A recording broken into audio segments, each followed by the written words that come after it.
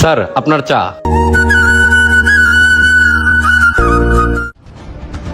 চা তো ঠান্ডা কেন? হাট! এটা কোনো চা হলো? ছোট লোকের বাচ্চা, চা ঠিক করে বানাই দিয়ে। জি স্যার।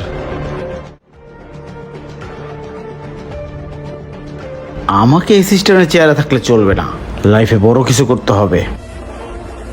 চেয়ারম্যানের ওই চেয়ারটাই আমার দখল করতে হবে। সমস্যা নাই, আমি তো আছি। সালাম স্যার। আচ্ছা ঠিক আছে, ওই কথা রইলো তাহলে। হ্যাঁ আচ্ছা, ওয়ালাইকুম আসসালাম। কি রহিম, কিছু বলবা? না মানে কেমনে যে কই, আপনাকে আবার ফ্যামিলির ব্যাপার। আরে বলো, সমস্যা নাই, বলো। ভাই আপনার ছোট ওই অভি আছে না, হ্যাঁ তো আপনার ফালাই দেওয়ার প্ল্যানিং করছে। এই চেয়ার সে দখল করবো, উঠে উঠে লাগছে স্যার। কি বলো? জানি আপনি বিশ্বাস করবেন না, আমি হইলাম আপনার 2 টাকার চাকর। আমার কথা আপনার বিশ্বাস করারও কথা না। জগলুরে কল দেন। কত বড় সাহস!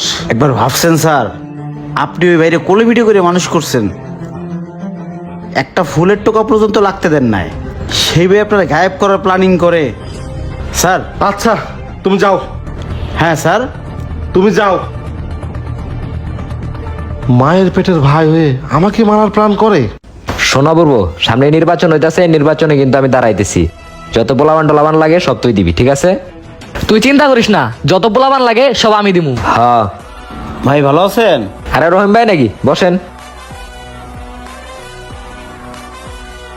ভাই কিছু কথা ছিল আপনার সাথে। কি কথা? না মানে কথাটা যে কেমনে কই।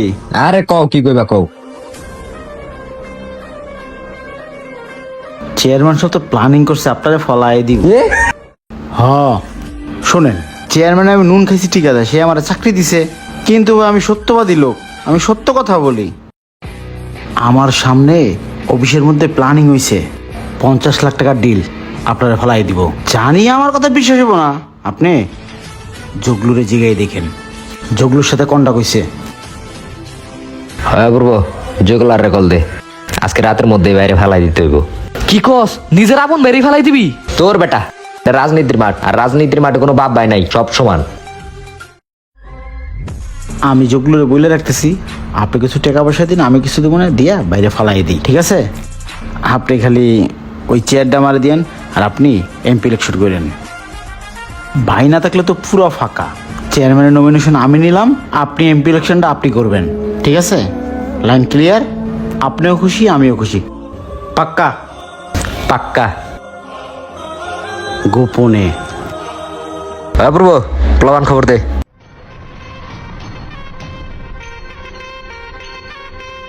স্যার আসছেন? হ্যাঁ কিছু বলবা? স্যার পার্টি আসছিল, যদি একটু স্পটে যাইতেন। পার্টি না? আচ্ছা উঠো। না বাইক লাগবে না, আপনি আমার সাথে এমনি চলেন। বাইক লাগবো না? না স্যার। আচ্ছা চলো। আসেন স্যার। কি রহিম, তুমি আমাকে নির্জন জায়গায় রাখছো কেন? জনগণ একটু ঝামেলা আছে, এখন মনে করেন যে এই জায়গায় ডিল হইব।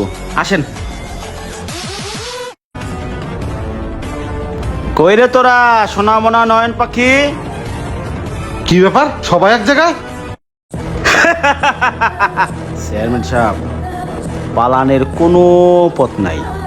অভি পালায়া দাও, সময় খুব কম।